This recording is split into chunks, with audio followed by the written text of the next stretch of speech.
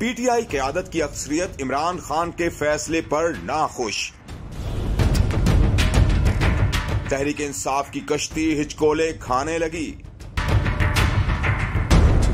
Media report के मुताबिक साबिक वज़ीर आज़म और चेयरमैन तहरीक इंसाफ इमरान खान के असेंबलियां तहलील करने के फैसले पर तहरीक इंसाफ पार्टी के सीनियर रहनुमा मुत्तफिक नहीं बल्कि नाखुश हैं। असेंबलियां तहलील करने के मामले पर तहरीक इंसाफ के रहनुमाओं का कहना है कि दोनों असेंबलियां एक साथ तहलील की जाएं।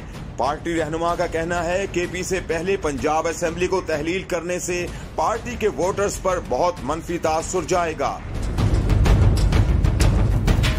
क्योंकि इसका मतलब ये होगा कि उन्हें तरक्की, फलाह बहबूद और दीगर मंसूबों के हक से महरूम कर दिया जाए जो अभी तक तकमील के मराहिल में थे। तहरीक इंसाफ के रहनुमाओं का मजीद कहना है कि पहले पंजाब क्यों?